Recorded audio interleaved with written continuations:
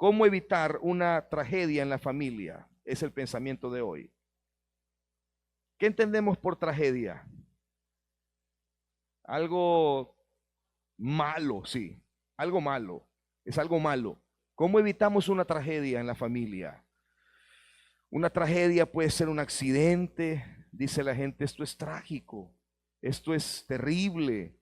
Esto es algo que no entiendo por qué nos ha pasado. ¿Cómo evitamos? La Biblia nos habla de que en la familia de Moisés estuvo a punto de pasar una tragedia terrible. A ver, en este pasaje hay una cantidad de comentaristas bíblicos que interpretan de diversas maneras este pasaje del libro. Me refiero al pasaje de Éxodo capítulo 4, por favor, téngalo ahí en su Biblia, ahí separado ese versículo, Éxodo capítulo 4. Entonces, este es uno de los pasajes en la Biblia más extraños, porque Dios quiere matar a una persona, y no es cualquier persona.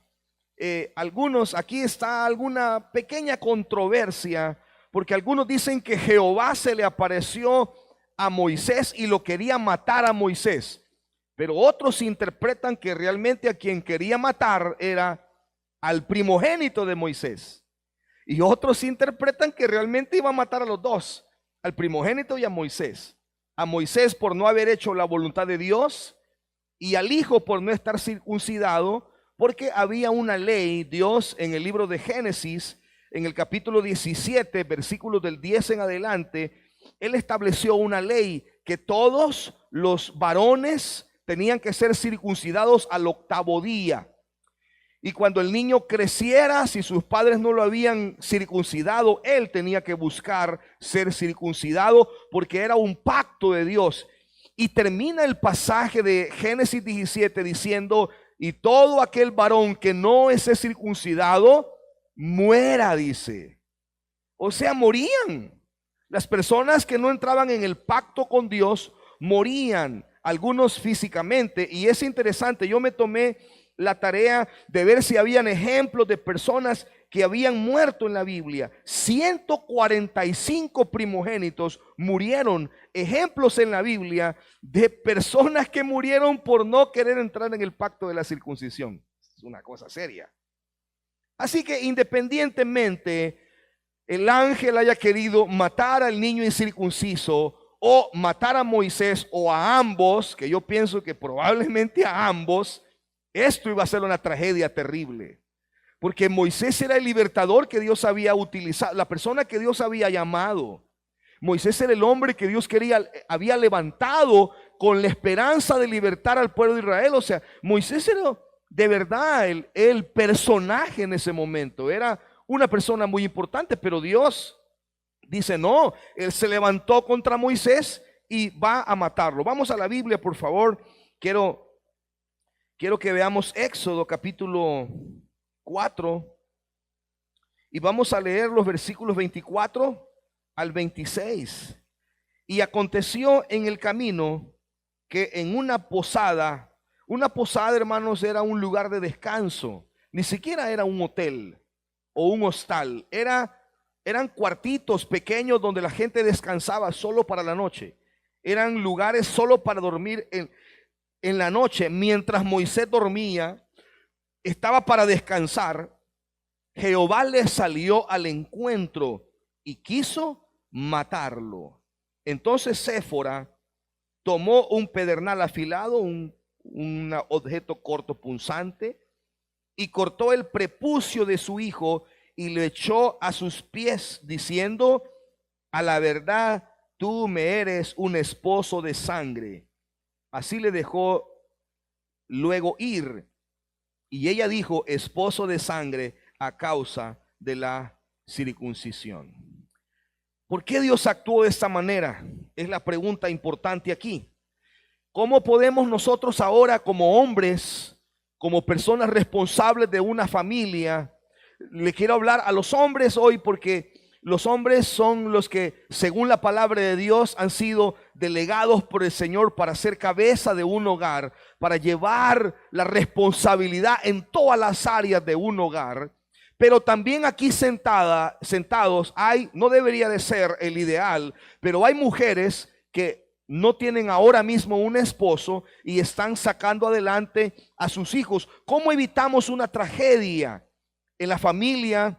¿Cómo podemos evitar que Dios se levante contra nosotros para atentar contra la familia, para traer muerte espiritual? ¿Cómo hacemos? Lo primero que tenemos que entender, amados hermanos, es que Dios quería matar probablemente a Moisés o a su hijo, porque Dios, hermano, cumple su palabra y Él respeta el pacto que nosotros hemos hecho delante de Él. Si hay algo que Dios respeta es el pacto que Él ha establecido con nosotros. Él respeta ese pacto.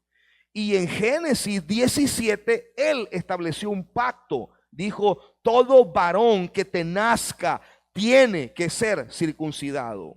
Moisés no ignoraba este pacto. Moisés no era ignorante de este pacto que Dios había dado, de esta ordenanza que Dios había entregado. Él no podía decir, yo no sabía, se me olvidó. No es algo que se te olvide, hermano. Sobre todo cuando hay una sentencia, no es algo que se te olvida. Eso no se te olvida, porque era algo demasiado importante para el pueblo de Israel. Entonces Moisés dice, Dios le recuerda a Moisés, viene con esa determinación Jehová para disciplinar a Moisés, porque en el versículo 16, 17 de Génesis 17 dice, y si un varón no quisiera ser circuncidado, entonces debe de ser cortado de la tierra, eso es, muerto, debe de morir. Ahora la Biblia no dice cómo iba a morir, la cosa es que iba a morir, iba a ser cortado, una enfermedad, un accidente, o sea, una tragedia. Una tragedia. Ahora, ¿qué pasaba cuando los hijos, porque tenemos por ejemplo el caso en Josué, en el libro de Josué, ¿quiénes de los hijos que nacieron en el desierto fueron circuncidados? Ninguno. Y no murieron. ¿Por qué no murieron? Porque eran niños. Eran bebés. Ellos no podían agarrar un cuchillo y cortarse el prepucio. Eran sus padres los que tenían que hacer. Era el sacerdote que tenía que hacer esa ceremonia. Ellos no podían hacer, eran niños. Por eso la generación que nació en el desierto no se circuncidó. Pero ¿qué hizo Josué antes de entrar a la tierra prometida? Los circuncidó a todos antes de una batalla. El enemigo está a la vuelta de la esquina y Dios le dice a Josué, voy a preparar al ejército. Y los primeros que fueron circuncidados fueron los soldados. Hermano, esas cosas solo se le ocurren a Dios. Porque ninguno de los que estamos aquí sabemos que es ser circuncidado ya grandote. Pero usted imagínese soldados recién circuncidados, sabiendo que a la vuelta de la esquina está un enemigo y que iban a caminar así, todo con dolor, hermano. Solo a Dios se le ocurren esas cosas. Y Dios puso al ejército a circuncidarse. Antes de entrar a la tierra prometida tenían que circuncidarse. Esa generación no murió. Los que murieron de esa generación fueron los padres que no circuncidaron a los muchachos en el desierto. Los padres sí, todos cayeron en el desierto. Todos murieron en el desierto. Y fue una nueva generación la que entró en la tierra prometida. Entonces, hermano, nosotros podemos evitar una tragedia si simple y sencillamente estamos aquí hoy y decidimos cumplir la palabra de Dios en nuestras vidas y en nuestras casas. Podemos evitar una tragedia en nuestra familia, tragedia física, tragedia espiritual, una tragedia que podamos lamentar el día de mañana, decir, mis hijos no quieren nada con Dios, perdí mi familia, mis hijos detestan el evangelio. Yo me he topado con chicos que detestan el evangelio porque simplemente como líderes, nosotros como padres, como cabezas de un hogar, simplemente no quisimos cumplir lo que la Biblia dice, lo que la palabra de Dios dice. Es bien fácil para uno dominar a sus hijos cuando tienen 4 años, 5 años, 7 años, 10 años, 12, todavía cuando tienen 15. Pero ya cuando pasan de 15, hermano, 14, 15. No, hermano, eso ya no se puede. Si no hemos sembrado la palabra, si no hemos sido un ejemplo, va a ser trágico ver a nuestros hijos alejados del Señor. Va a ser doloroso para nosotros. Vamos a tener que lamentar que nuestros hijos no quieran caminar. Ahora, no es que esté perdida la situación, la batalla, y no está perdida. Porque muchos de nosotros regresamos al Señor siendo de esas edades quizás. No todo está perdido. Ahora, ese padre va a tener que de verdad volver a pelear con Dios en el sentido espiritual y pelear una batalla por su familia, por sus hijos, hasta que Dios le dé victoria. Si es su caso, entonces usted tiene que pelear esa batalla ahora mismo. Pelear por sus hijos, guerrear por ellos. ¿Por qué entonces Dios quería matar a Moisés o a su hijo probablemente o a ambos probablemente? Porque Dios simplemente estaba haciendo cumplir su pacto. Él estaba haciendo cumplir su pacto. Y si vamos al Nuevo Testamento, Dios nos recuerda que la paga del pecado es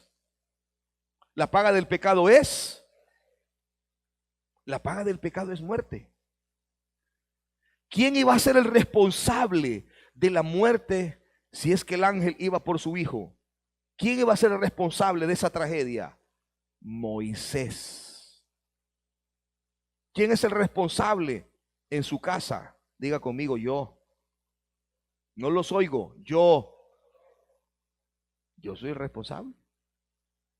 Las cosas buenas o las cosas malas que van a pasar en mi casa, yo soy el responsable. No nos gusta que nos hagan responsables. Siempre estamos tratando de que otros sean los responsables. Pero debo decirles que nosotros somos los responsables. Esa madre que está educando a sus hijos ella sola, ella es responsable. Ese hombre irresponsable que no cumplió su papel como papá, aunque ya no está con su señora, pero sigue siendo papá y no hace su trabajo, aunque sea a la distancia, no debería ser lo ideal, pero puede hacer una influencia positiva sobre su hijo. Ese hombre es responsable también. Buenas noches. Ese hombre es responsable. Si usted es un hombre aquí sentado en la iglesia que tiene un hijo fuera de su matrimonio y usted no está cumpliendo su papel y tuvo un nuevo matrimonio, quizás ahora tiene un nuevo hogar y no platicó este tema con su nueva señora y le dijo, mira, yo soy papá de un hijo, de una niña, de 2 o de 3 o de 5. Y si te vas a casar conmigo, quiero que sepas que soy papá de esos muchachos que andan por ahí. Y aunque me equivoqué en el pasado, no me quiero seguir equivocando ahora. Quiero medianamente ser un padre para ellos. Eso es hacerse responsable de las cosas que nosotros hemos ocasionado. Gracias por sus amenes. Tenemos que hacernos responsables. ¿Sí? Tenemos que hacernos responsables. ¿Qué está haciendo Dios aquí? Simplemente cumpliendo su palabra. Simplemente respetando el pacto. Él estableció un pacto, Él dejó ordenanzas, decretos y dicen los que vivan bajo estas ordenanzas van a vivir bien, van a ser bendecidos, pero los que violen esto van a sufrir las consecuencias de sus errores, de su pecado. El primer paso para la restauración es hacernos responsables. El primer paso que David dio para salir de su pecado fue reconocer que él era el problema. El problema no eran las muchachas que se bañaban semidesnudas a la par del palacio. El problema era él. El problema no era que se levantó tarde y la coincidencia que vio a una mujer bañándose. El problema es que no paró a tiempo. Ha de haber tenido muchas señales para parar, pero no quiso parar. Hasta que él reconoció y dije, yo soy el responsable, dijo David. Nadie más que yo soy el responsable.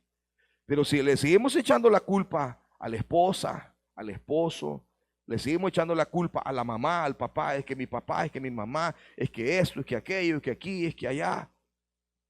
Entonces nunca vamos a salir de un pecado, nunca vamos a hacernos responsables. Dios está recordándonos que la paga del pecado es muerte. Que el hombre y la mujer pagan las consecuencias de su pecado. ¿Qué más aprendemos aquí? que el hombre, el líder, la madre que está llevando una casa ella sola, la abuelita que le dejaron esos nietos ahí para que los cuidara y ella ha sido responsable de educarlos. La Biblia nos enseña que no debemos de dejar que otros hagan lo que a nosotros nos corresponde hacer por comodidad o por flojera. Hay cosas que yo no las puedo delegar. Hay cosas que yo no las debo delegar. Yo no debo delegar esas cosas.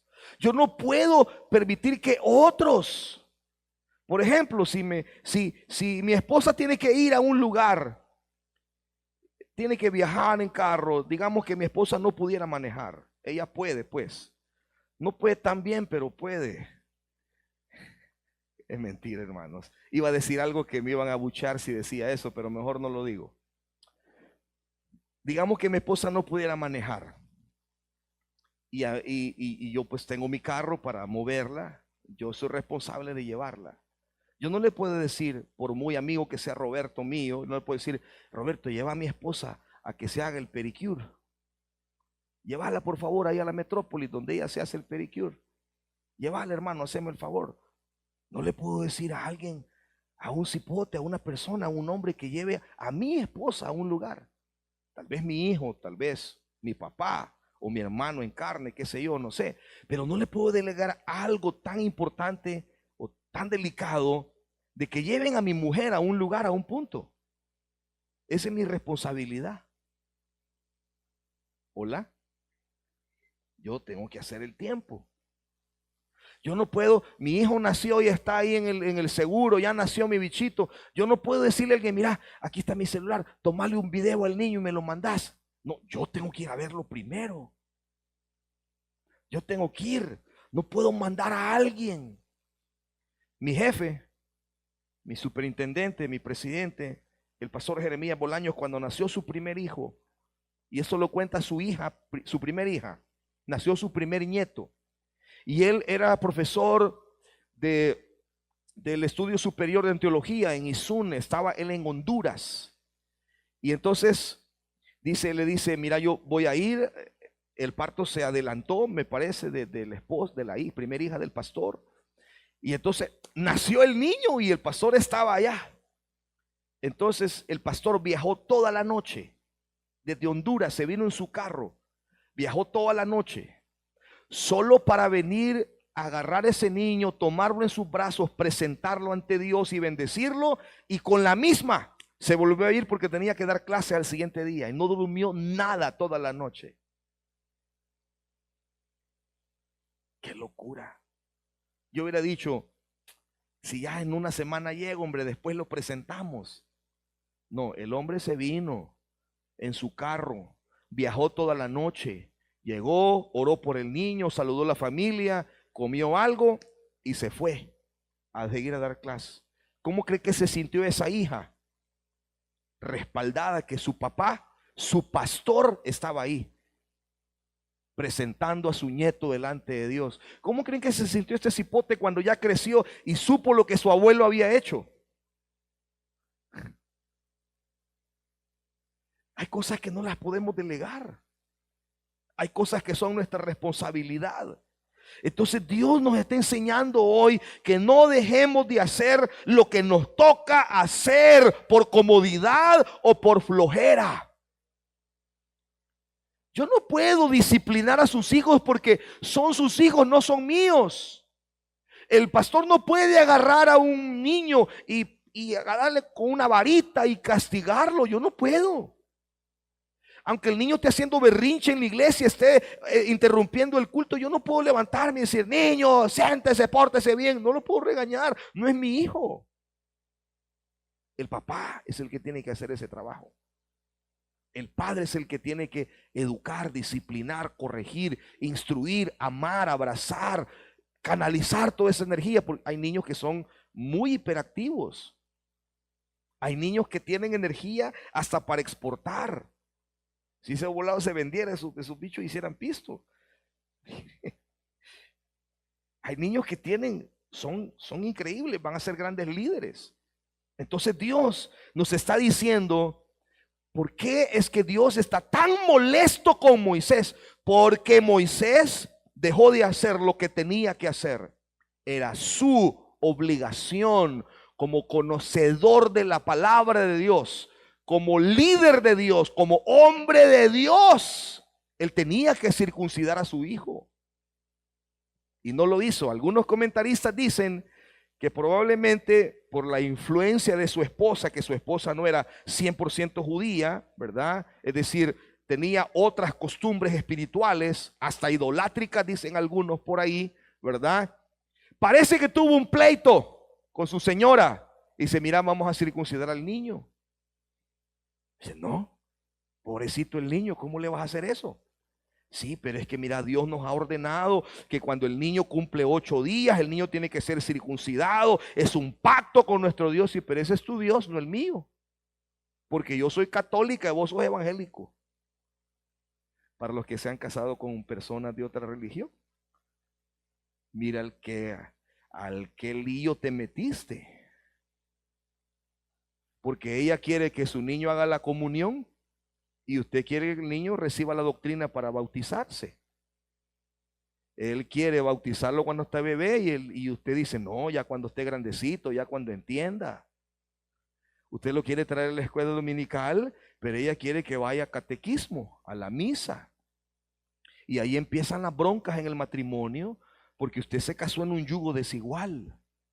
Usted quiere que sus hijos se incorporen en la iglesia y se metan con Dios y conozcan a Dios y le sirvan a Dios desde chiquito, y usted dice, no, el niño es niño, tiene que estudiar, porque aunque la persona sea cristiana, a veces no necesariamente no sea un yugo desigual, a veces es un yugo desigual aunque los dos sean cristianos, porque no tienen la misma visión de sus hijos. Pero Dios le da la visión al papá. Desde que mis hijos nacieron, yo supe lo que iban a hacer. Y aunque ellos me decían que no. Hoy estaba hablando con un hermano y me estaba preguntando por mi hija, por Grace. Y pastor me dice, ¿y usted le ve de misionera? Es que ella no es misionera, le dije yo. De verdad. ¿Y por qué está en misiones? Porque necesita ese entrenamiento, le dije yo. Y va a ser misionera por unos años, pero yo sé lo que Dios ha llamado a mi hija. Yo sé a qué la ha llamado. Y yo tengo una visión para ella.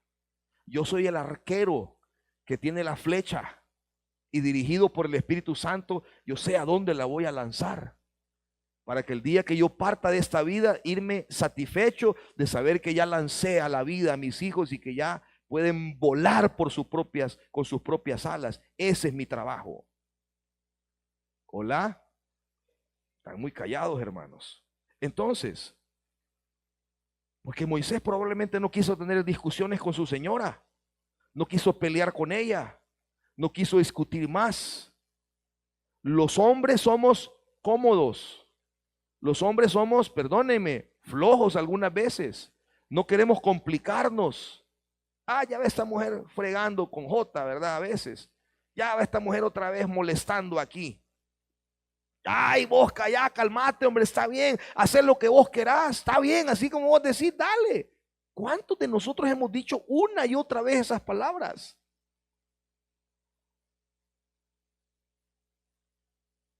Montones de veces que hemos pecado de esta manera, delegándole responsabilidades que son nuestras. La circuncisión era un pacto en el que el papá tenía que meter al hijo. El padre tenía que meter a su hijo en el pacto de la circuncisión. No le dice a las mamás en Deuteronomio 6, y repetirás estas palabras a tus hijos cuando vayas por el camino, cuando regreses del camino, cuando estés en la casa, cuando salgas de la casa, cuando te levantes, cuando te acuestes, las vas a escribir en los postes de tu casa, en las paredes. ¿A quién le está dando esta ordenanza? Al papá. El papá tenía que hacer esto. El papá tenía que tomar esta responsabilidad.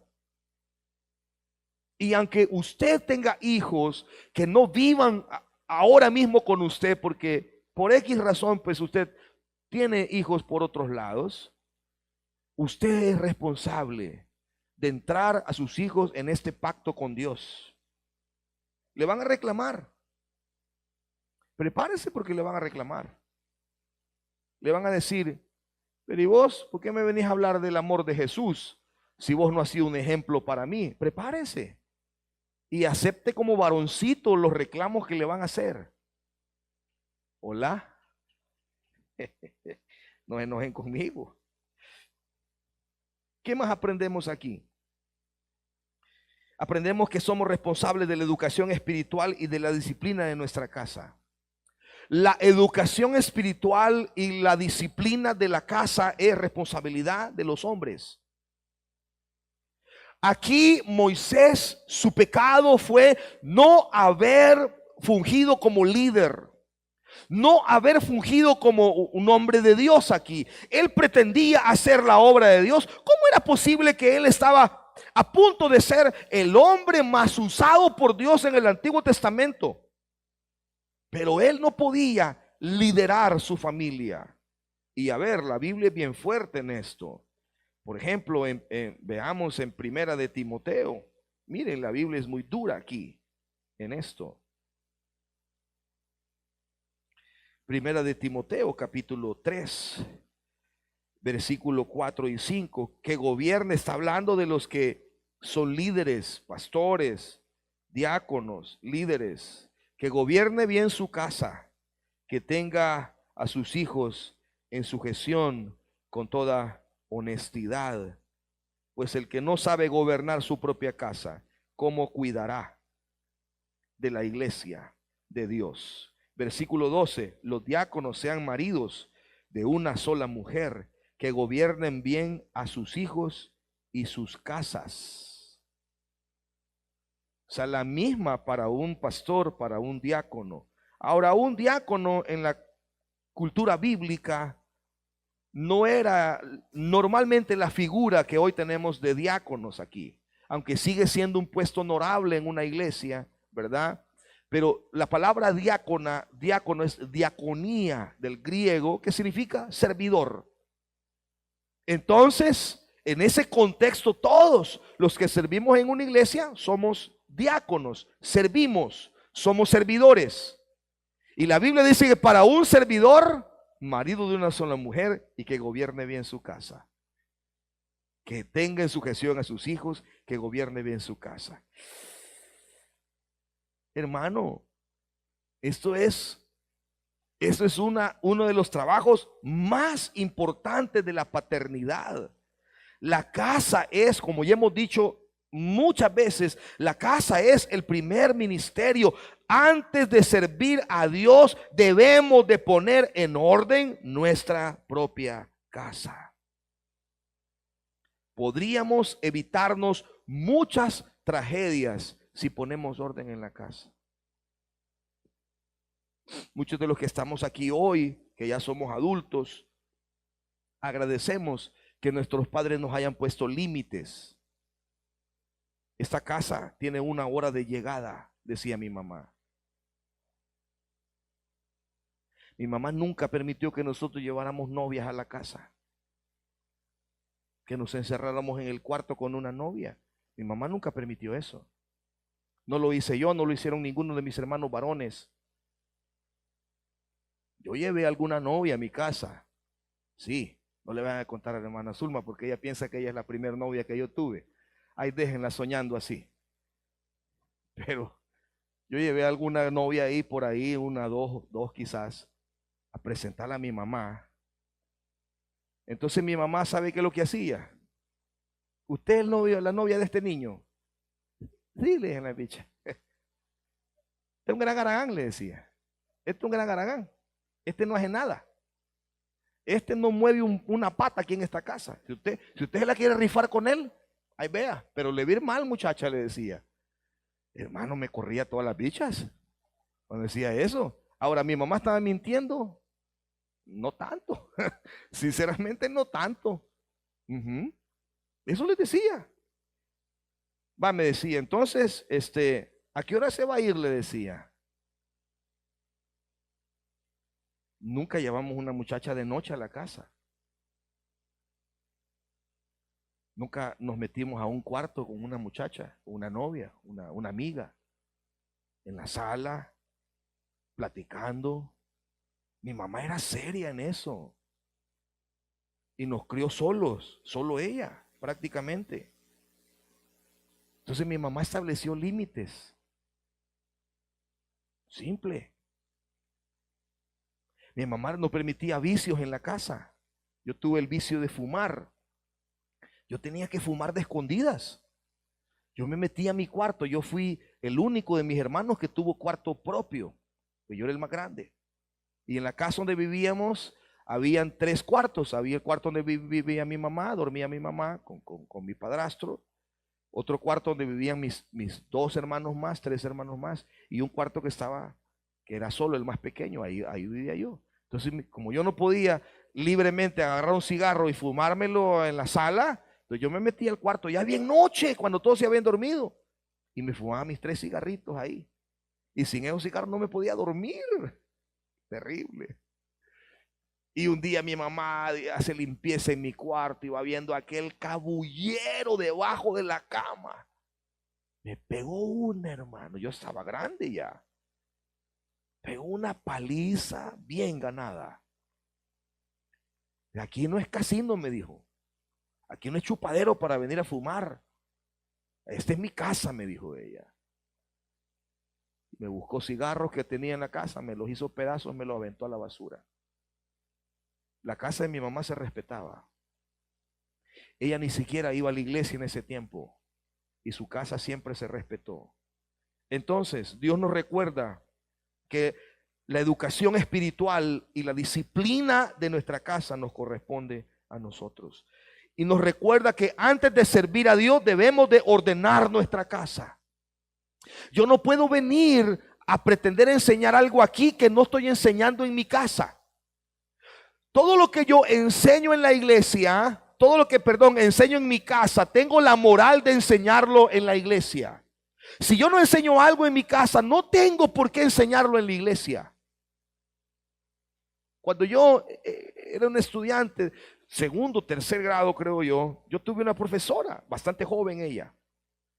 Yo me acuerdo que escuchar a mis padres, a mi mamá y a otros padres de familia, de mis compañeros, éramos niños, comentar sobre una profesora. Esa profesora la habían despedido, le habían quitado su trabajo, su plaza del gobierno. Ella daba clases. ¿Y saben por qué la habían despedido? Porque esta muchacha tenía un novio, esta señora tenía un novio y era una persona mayor. Y se fue a un parque y quizás se pegó una su besuqueada ahí con el novio. Y la vieron, le pusieron el dedo con el director la llamó y la despidió. Porque ser un profesor hace años, usted tenía que ser una persona intachable si era un profesor. Los profesores eran bueno, yo vengo de la época donde los profesores todavía te podían castigar físicamente. Todavía te tilinteaban el pantalón para pegarte con el compás. ¡Ay, como ardilla ese volado! Te daban. Y las mamás de ese tiempo no eran como las mamás de hoy, que van a denunciar al Ministerio de Educación. No, mi mamá le decía, si se porta mal, dele, le decía. Mi mamá autorizaba al profesor para que me dieran. Dele porque no, yo sé que lo va a disciplinar por algo malo que ha hecho, dice. Yo sé que usted no lo va a disciplinar por algo que no esté bien. Yo sé que le va a hacer una buena corrección. Ella le daba autoridad a los profesores. Yo no digo que eso sea bueno, no estoy diciendo que sea bueno. Pienso que no es bueno, pues. Pienso que no está correcto. Un profesor no debe de disciplinar. No debe disciplinar físicamente a un niño, ¿verdad? Eso no está permitido. No es correcto. Ajá, pero en ese tiempo se hacía, ok. Pero, ¿a dónde nos llevó todo esto? A que los profesores en las escuelas solo eran una figura decorativa, eran una maceta. Un cipote los amenazaba y el profesor no podía hacer absolutamente nada porque le tenía miedo. A eso llegamos, porque todos los extremos son malos. Entonces, ¿quién es el responsable? Antes de servir a Dios, debemos de ordenar nuestra casa. Y lo último que nos enseña Dios, que Dios usa personas cercanas a nosotros para revelarnos nuestras deficiencias. La gente que te va a decir la verdad es la gente que vive con nosotros. Yo lo veo a usted solo en los cultos, pero no lo conozco. Y si me piden referencias de usted, voy a decir, buena gente el hermano, fíjese, sí, fue a Legendarios, buena onda el hermano, tranquilo, se ve bien, bien amigable, chévere, bien educado. Por ahí sé que estudió esto, que este oficio tiene este oficio. Buen hombre, buen hombre. Ah, pero yo no sé más allá de eso. Yo sé lo superficial. Ustedes saben muchas cosas aquí de nosotros, de mi persona, porque nosotros nos desnudamos aquí en el púlpito, hablamos de nuestros errores, de nuestros defectos. Pero la gente que te va a decir la verdad es la gente que vive con nosotros. Y cuando Séfora se da cuenta que Jehová viene probablemente contra Moisés. Pero qué tal si no hubiera sido contra el hijo. Algunos dicen que la reacción de Séfora fue porque Jehová venía contra el hijo, a matar al hijo, y salió y agarró el cuchillo y lo circuncidó y ya. Pero dicen algunos que si hubiera sido contra Moisés, dice, bueno, Jehová dio, Jehová quitó, Señor, ahí está, te lo entrego, Señor, ¿verdad? Probablemente, no sé, ¿verdad? No sé cuántas de nuestras esposas salieran rápidamente a librarnos o dijeran, bueno, Señor, Jehová dio, Jehová quitó, ¿verdad? Sea el nombre de Jehová glorificado. Y gracias que te lo llevaste, ¿verdad? No sé. El punto es que ella está molesta por la flojera de Moisés. Toma el prepucio y se lo tira en los pies. Esto es lo que quería, ¿verdad? Ahora vamos a hacer un matrimonio de sangre. Por fin hiciste que nos metiéramos en ese rollo de la circuncisión. Al fin metiste a mis hijos en ese rollo de la circuncisión. Aquí está, ve. Y le tiró el pellejito ahí, ¿verdad? En los pies. Se lo aventó, dice, en los pies. Estaba molesta. Probablemente ahí se arruinó el matrimonio. Probablemente Moisés desde ahí dejó de tener mujer, esposa. Y vivieron, no sé, estoy especulando, no se puede especular mucho en la Biblia, pero permítame especular un poquito. Parece ser que ahí pues se deterioró algo se rompió. Pero ¿qué es lo que realmente está haciendo ver su esposa? Te hace falta liderazgo. No se enoje cuando su esposa le dice, es que no tenés carácter, hombre. Acepte las regañadas, hombre, si las regañadas a veces nos ayudan un montón. Acepte las regañadas, aceptemos las regañadas. Las regañadas caen bien.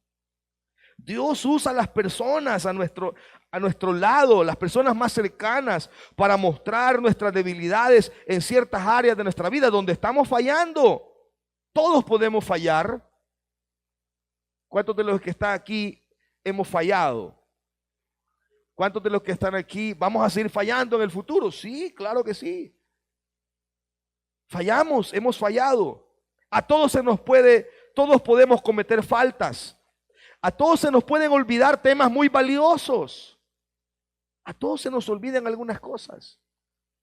Se nos olvidan cosas importantes. Pero tenemos que ser humildes en escuchar una regañadita de cuando en cuando.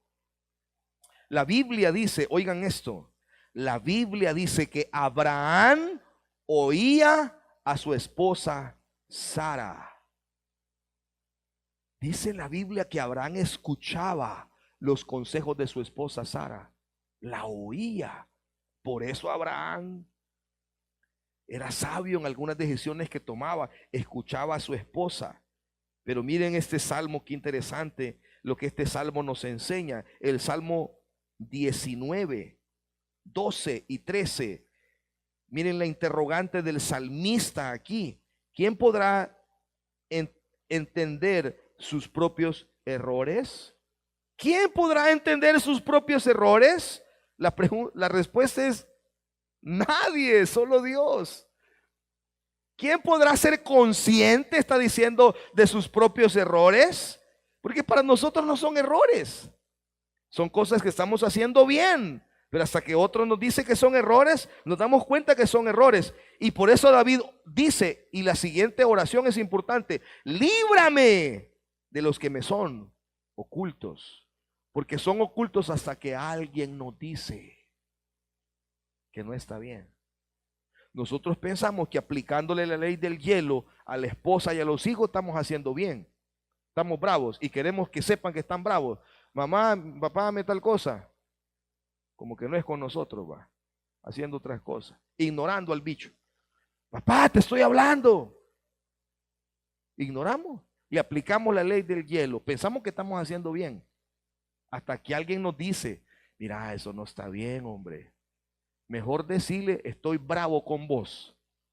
Te voy a ayudar, pero quiero que sepas que estoy bravo con vos, porque lo que has hecho no está bien. Sí, te voy a hacer el desayuno, pero quiero que sepas que estoy bravo con vos. Estoy enojado por lo que has hecho.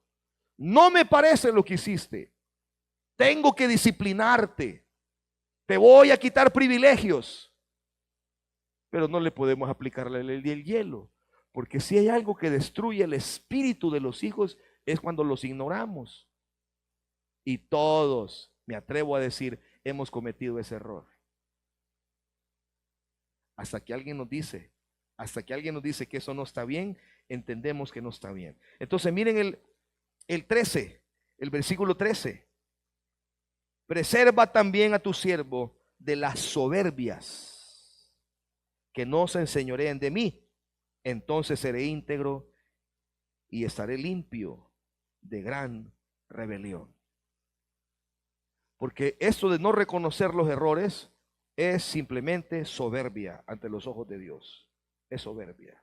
Entonces Dios quiere usar personas a nuestro alrededor que nos digan las cosas que no estamos haciendo bien. No nos enojemos. Y si nos enojamos, bueno, contentémonos después, cuando nos demos cuenta que sí, la señora tenía razón, sí, la mamá tenía razón, sí, el hermano tenía la razón, él estaba en lo correcto. Entonces, qué gran lección para Moisés esta.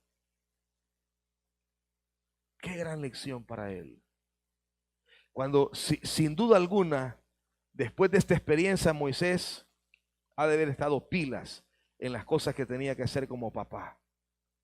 Responsable, actuando correctamente, escuchando a su señora cada vez que le decía algo, cada vez que lo quería orientar en algo y le quería ayudar como ayuda idónea que son las esposas, escuchándola, poniéndole atención, haciendo su papel, cumpliendo su rol, porque no quería una tragedia en su vida. Si usted y yo no queremos una tragedia en nuestra vida, entonces miremos el ejemplo de Moisés y evitemos una tragedia en nuestros hogares.